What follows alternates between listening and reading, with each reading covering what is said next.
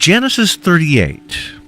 At that time, Judah left his brothers and went down to stay with a man of Adullam named Hira. There Judah met the daughter of a Canaanite woman named Shua. He married her and lay with her. She became pregnant and gave birth to a son who was named She conceived again and gave birth to a son named Onan. She gave birth to still another son and named him Shelah.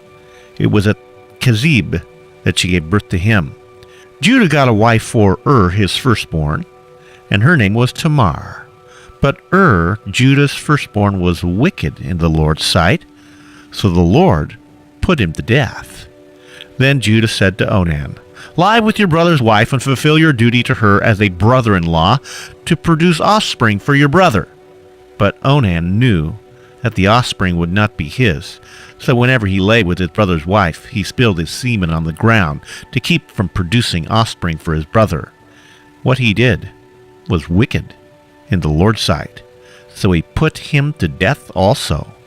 Judah then said to his daughter-in-law Tamar, "Live as a widow in your father's house until my son Shelah grows up," for he thought, "He may die too, just like his brothers."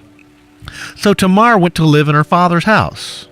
After a long time, Judah's wife, the daughter of Shua, died. When Judah had recovered from his grief, he went up to Timnah to the men who were shearing his sheep, and his friend Hira, the Adullamite, went with him. When Tamar was told, "Your father-in-law is on his way to Timnah to shear his sheep," she took off her widow's clothes, covered herself with a veil to disguise herself, and then sat down at the entrance to Enaim, which is on the road to Timnah, for she saw that though Shelah had now grown up, she had not been given to him as his wife. When Judah saw her, he thought she was a prostitute, for she had covered her face. Not realizing that she was his daughter-in-law, he went over to her by the roadside and said, "Come now, let me sleep with you." "And what will you give me to sleep with you?" she asked. "I'll send you a young goat from my flock," he said. "Will you give me something as a pledge until you send it?" she asked. He said, "What pledge should I give you?" "Your seal and your cord and the staff in your hand," she answered. So he gave them to her, and he slept with her, and she became pregnant by him. After she left, she took off her veil and put on her widow's clothes again. Meanwhile, Judah sent the young goat by his friend the Adullamite in order to get his pledge back from the woman, but he did not find her. He asked the men who lived there, "Where is the shrine prostitute who is beside the road at Enaim?" "There hasn't been any shrine prostitute here," they said. So he went back to Judah and said, "I couldn't find her. Besides, the men who lived there said there hasn't been any shrine prostitute here."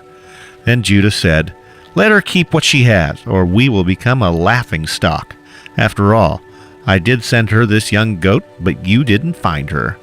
About 3 months later, Judah was told, "Your daughter-in-law Tamar is guilty of prostitution, and as a result, she is now pregnant." Judah said, "Bring her out and have her burned to death." As she was being brought out, she sent a message to her father-in-law. "I am pregnant by the man who owns these," she said, and she added, "See if you recognize whose seal and cord and staff these are." Judah recognized them and said, "She is more righteous than I, since I wouldn't give her my son Shelah," and he did not sleep with her again. When the time came for her to give birth, there were twin boys in her womb. And as she was giving birth, one of them put out his hand, so the midwife took a scarlet thread and tied it on his wrist and said, "This one came out first." But when he drew back his hand, his brother came out. And she said, "So this is how you have broken out." And he was named Perez. Then his brother, who had the scarlet thread on his wrist, came out and was given the name Zerah.